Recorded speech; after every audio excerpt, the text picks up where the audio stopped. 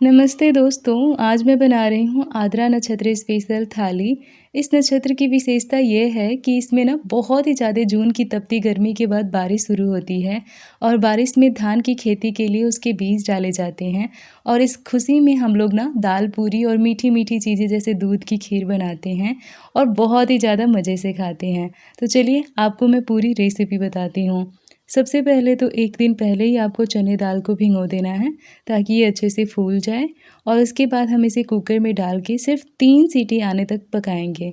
तो यहाँ पे मैंने कुकर ले लिया है और कुकर में ना चने की दाल को डाल दिया है। आप चाहो तो भिगोई हुई चना दाल ले सकते हैं, लेकिन अगर अगर आपने भिगोई नहीं है तो भी कोई बात नहीं, डायरेक्ट कुकर में धो के डाल दीजिएगा।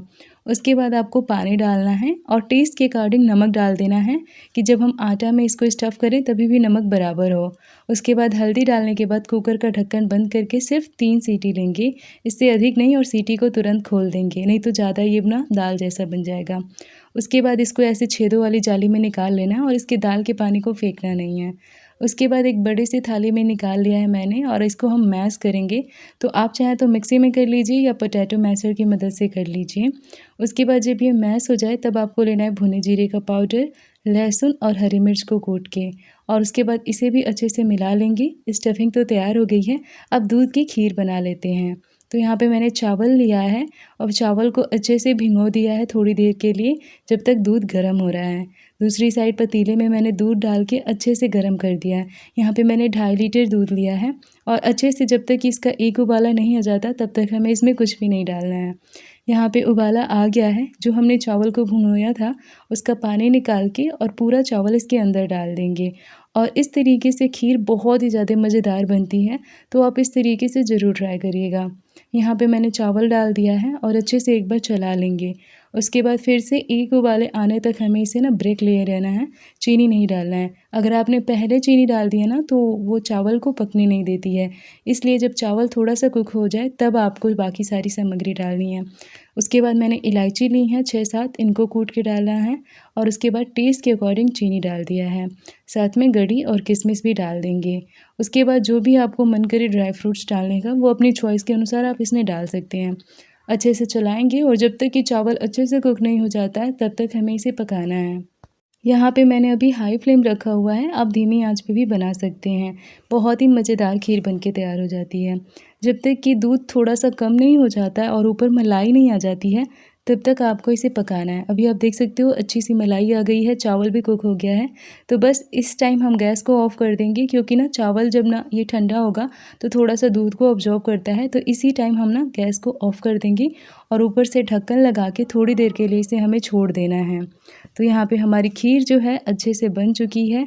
अब हम ढक्कन लगाएँगे और गैस को ऑफ़ कर देंगे और थोड़ी देर बाद आपने देखा कितनी सुंदर खीर बन के तैयार हुई है, एकदम मज़ेदार। तो अब हम बनाएँगे पूड़ियाँ। तो इसके लिए सबसे पहले आपको सिंपल सा डो लगा लेना है।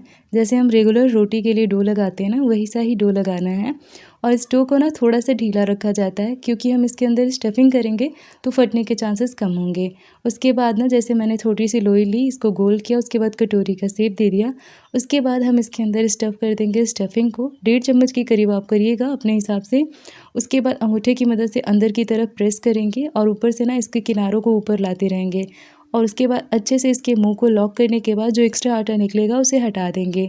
जैसे मैं आपको वीडियो में दिखा रही हूँ, सेम यही प्रोसेस आप फॉलो करेंगे तो आपके पराठे फटेंगे नहीं।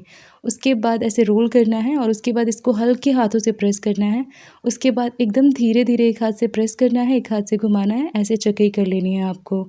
और उसके बाद हम ना सूखा आटा थोड़ा-सा लगाएँगे और एक्स्ट्रा आटा झाड़ देंगे और उसके बाद हल्के हाथों से बेलन चलाते हुए हमें इसे ना पूड़ियाँ तैयार कर लेनी हैं। तो इस तरीके से जब आप पराठा बनाएँगे ना, तो मैं गारंटी लेती हूँ वो पराठा बिल्कुल भी नहीं फटेगा। तो यहाँ पे आपने देखा कि हमने एक पराठा बेल के तैयार कर लिया, सॉरी पूड़ी।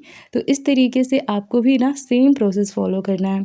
अब एक फ़ास्ट फॉरवर्ड में देख लीजिए, डो लेना है, एक्स्ट्रा आटा हटाना है, कटोरी का शेप देना है, इसके अंदर स्टफिंग डालनी है, हल्के हाथों से प्रेस करके और उसके बाद बेल लेना है।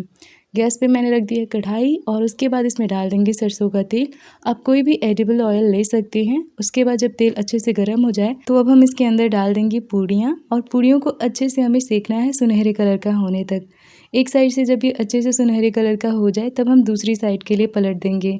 यहाँ पे जब ये एक साइड से सिक गई है तो मैंने दूसरी साइड के लिए टर्न कर दिया है और दोनों तरफ से अच्छे से सुनहरे कलर का होने तक इसे सेकना है।